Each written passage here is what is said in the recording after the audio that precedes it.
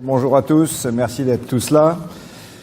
Nous avions ce matin 217 personnes qui ont répondu se proposant de venir passer un moment de la journée aujourd'hui et c'est formidable. Votre présence à tous est vraiment quelque chose de formidable. Et il y a eu plusieurs défis, bien sûr, l'organisation de cette journée, mais c'est un défi œcuménique et ça n'a pas été simple, ne serait-ce que déjà pour des questions de vocabulaire. Paroisse, église locale, œuvre, tout ça, qu'est-ce que ça veut dire dans nos différentes cultures? C'est la raison pour laquelle on a adopté, en tout cas j'adopterai le terme de communauté, hein, donc vous traduisez selon vos sensibilités. Hein. Alors, on va faire un survol, mais trop rapide sur le questionnaire, sur l'éco-diagnostic, sur le site. Et il y a ce qu'on vous montre, et puis il y a ce qu'on vous montre pas, et qui est dans les cartons, qui est prêt éventuellement à sortir, et qui sortira dans les semaines, dans les mois qui viennent, et notamment à l'occasion de l'événement dont a parlé Elena, à l'occasion de la semaine de l'unité.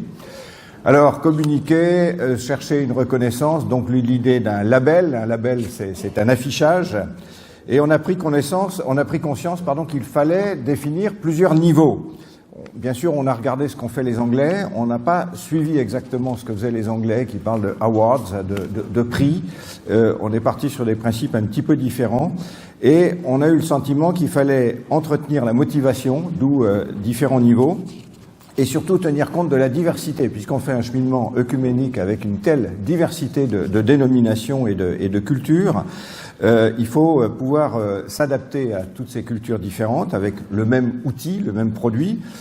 Et on a voulu aussi introduire un mix entre l'évaluation objective d'un niveau de performance atteint dans une communauté, d'une part, et d'autre part, dans une dynamique d'amélioration continue de la performance de la communauté. Et donc, l'entrée dans le réseau et l'obtention du label, ça passe déjà par ce qu'on appelle l'éco-diagnostic, qui est un questionnaire assez complet, que vous allez découvrir, mais qu'on va pas avoir le temps de développer tous ensemble ce matin. Il y a trop de questions. Alors, il est vraiment cet éco-diagnostic, il est vraiment le cœur de Réacteur, et merci encore à Pam et à nos amis anglais, parce qu'on en a plagié quand même 75%, mais on l'a adapté à notre culture française, on a adapté justement à ce défi œcuménique. Ça a été un gros travail de notre groupe de travail. Et ce questionnaire, il a plusieurs fonctions. D'abord, c'est déjà s'évaluer, et donc, par une réévaluation périodique, au minimum annuel, permettre donc à chaque communauté d'évaluer sa progression, hélas parfois peut-être sa régression. Cet éco-diagnostic, c'est aussi une checklist. En listant toutes ces questions, vous allez dire, ah bah tiens, j'ai pas pensé que je pouvais faire ça dans ma communauté, tiens, c'est une bonne idée, pourquoi pas, hein. Donc là, vous avez un concentré de plein de pistes. Et puis, c'est aussi le référentiel du label, hein, puisqu'un label, il est décerné selon une conformité à un référentiel. Hein, il fallait bien quelque chose qui permette de définir qu'est-ce qui va nous permettre de passer d'un niveau à l'autre. Ce questionnaire, il est évolutif, parce que vous êtes là. Il est évolutif parce que, comme l'a dit Elena, insisté dans son introduction, cette journée, c'est une étape. C'est une étape, on est dans une dynamique de progression. Ensuite, les problématiques du monde, elles évoluent. Donc, on va devoir faire aussi évoluer notre façon de nous chiffrer.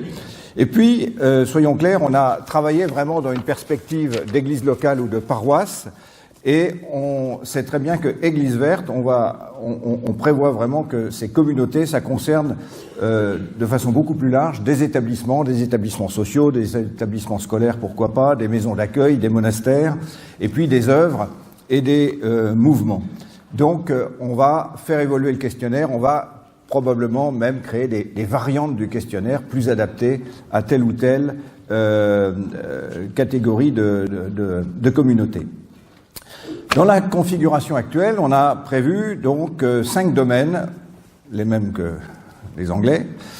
5 domaines, célébration et catéchèse avec 11 questions, bâtiment 28 questions, terrain, il y a 7 questions sur le questionnaire actuellement, engagement local et global 23 questions et mode de vie 15 questions, ce qui fait actuellement Sur le questionnaire, il y a 84 questions et à chaque question est affecté un barème, un nombre de points en fonction des réponses et le total des points de chaque domaine va donc s'afficher ainsi que le pourcentage des points par rapport au maximum des points susceptibles d'être obtenus. On verra que ce pourcentage, en fait, il va contribuer à ce qu'on a dit tout à l'heure, au référentiel et qui va permettre de savoir, de passer d'une étape à l'autre.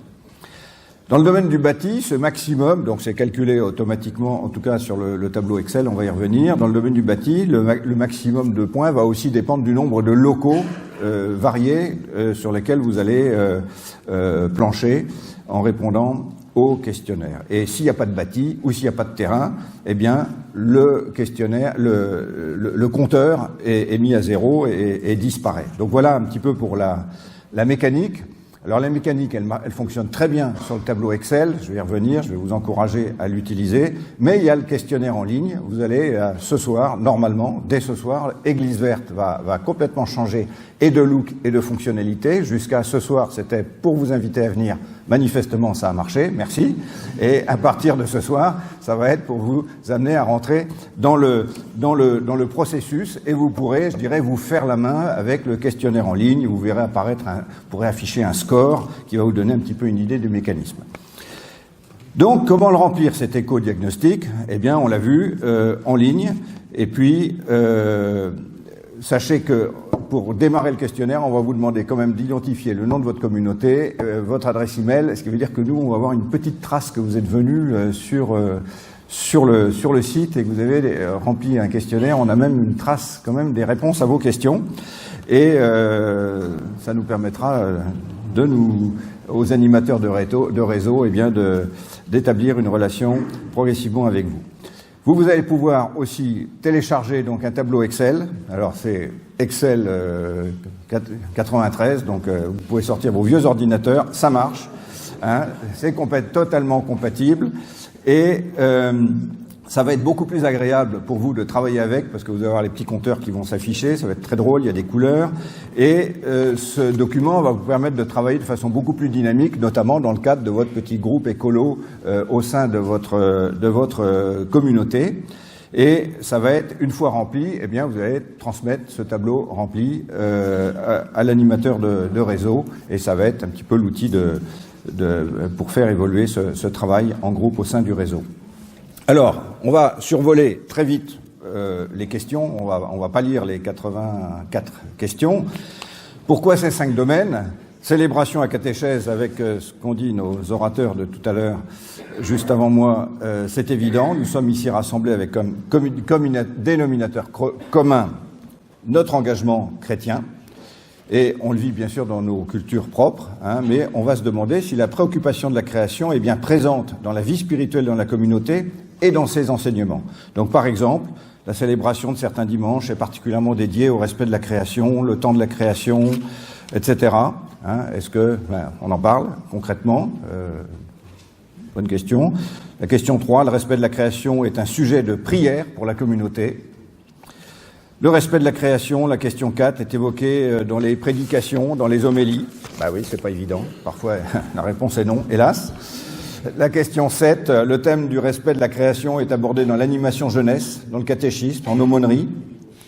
Et question 10, c'est important, les responsables de la communauté se sont engagés à intégrer la dimension écologique en demandant à un groupe formel d'accompagner le processus Église Verte. Ça, question très importante.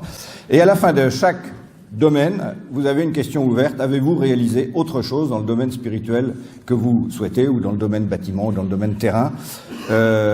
Question ouverte qui ne vous apporte pas de points, mais qui enrichit le dialogue avec le réseau. Hein, sachant que quand vous allez remplir sur le tableau Excel, vous avez une colonne qui vous donne un champ qui vous permet de rajouter des commentaires. Ces commentaires vont vous être utiles pour vous souvenir pourquoi vous avez répondu comme ça, et puis quand vous allez revenir pour une réévaluation, oui, tiens, c'est vrai, on avait dit ça parce que... Et puis, ce commentaire va être aussi utile dans le lien avec les animateurs de réseau. Alors on a survolé là 3-4 questions dans le domaine spirituel et de l'enseignement. Bien sûr, hein, il faut changer les cœurs, ça a été dit et redit, mais il paraît que la foi sans les œuvres ne suffirait peut-être pas tout à fait. Et donc, il faut changer les cœurs, mais il faut changer les ampoules aussi. Alors je ne sais pas s'il faut changer les cœurs pour changer les ampoules ou changer les ampoules pour changer les cœurs, mais on va descendre de façon très terre à terre avec le bâtiment. Et alors on peut ne pas avoir de bâtiment, donc on met non et puis le compteur il s'annule. Mais on a prévu la possibilité de remplir le questionnaire avec 6 locaux différents. Hein, et si vous voulez rentrer dans le détail ou si vous avez 25 locaux différents, eh bien on vous fera un tableau Excel sur mesure qui permettra d'intégrer le détail de tous les locaux. Alors, les locaux, salle de culte, salle de réunion, salle de centre d'enseignement, salle de catéchisme, logement, presbytère, etc. Hein, vous pouvez lister ça comme vous le souhaitez. Et une ou deux questions. La communauté a-t-elle mis en place un suivi de ses consommations d'énergie? A-t-elle calculé l'empreinte carbone des bâtiments? Question intéressante. Nous avons pris contact avec les pouvoirs publics, question 9, pour améliorer les performances énergétiques de nos bâtiments. Voilà, vous avez beaucoup de questions sur le bâtiment et vous allez voir qu'on peut rentrer dans le détail au niveau de chacun des locaux. On va trouver la même logique avec les terrains. Avez-vous un terrain? Oui, non. Si vous en avez, eh bien, il y a quelques questions par rapport à ça. Et bien, tant qu'on est descendu de façon très terre-à-terre, avec ces questions très, très pratiques, on va voir un petit peu comment la communauté va prendre toute sa place dans la cité, et on va rejoindre le propos de Martin, la place de la communauté dans le monde, qui doit s'engager comme le sel de la terre, et on arrive au quatrième domaine, qui est le domaine de l'engagement local et global. Là encore, toute une série de questions, j'en cite une. Notre communauté a-t-elle organisé ou participé à une action communautaire de type nettoyage de printemps, semaine de développement durable, journée vélo, etc. Normalement, vous devriez voir Robin sur son vélo. Non, c'est là, ça va venir, vous allez le voir. Donc on voit qu'il y a une incitation à ce que la communauté s'engage au sein de la société, au sein de la cité, au sein de là où elle est. Et puis, on va aller un petit peu plus loin. C'est comment rendre l'Église plus visible, mais plus visible par l'engagement individuel de chacun. C'est très bien d'avoir une communauté qui dit ouais, on est Église verte, on a le niveau 3, etc. Et puis dès qu'on a fini la messe ou le culte le dimanche matin, on rentre chez soi et là on fait tourner le 4x4 BMW dernier cri. Changement des modes de vie et comment notre communauté mobilise ses membres, ses fidèles, à s'engager de façon individuelle en mode de vie. On termine donc avec le label. Différents niveaux de label. Le niveau de base, c'est Grain de CNV. À partir du moment où vous êtes rentré dans le processus, vous êtes identifié dans le réseau. C'est le niveau 0, qui correspond à rien, mais vous êtes dans le réseau. Grain de CNV. Et à partir du moment où vous avez commencé à faire l'éco-diagnostic, par un des moyens qu'on a cités, eh bien vous avez déjà le label Lys des champs. Et puis, un peu plus loin, s'il s'avère que l'éco-diagnostic révèle au moins 50% de points sur au moins 2 domaines, vous devenez cep de vigne. Et puis, si vous avez 50% de points sur 2 domaines et 25% sur 2 autres, eh bien vous êtes figuier. Et enfin, si vous êtes alors, vous vous rendez compte, et puis enfin, il y a Cèdre du Liban. Et vous sentez très bien que tout ça, ça va aussi évoluer avec l'expérience que vous allez nous apporter, que vous allez nous rapporter. Donc, une fois de plus, on est à un certain stade. Il y a d'autres outils. Là, normalement, il doit vous afficher une liste de livres. Oui, on va vous apporter des ressources, du savoir, des fiches pratiques, des fiches techniques.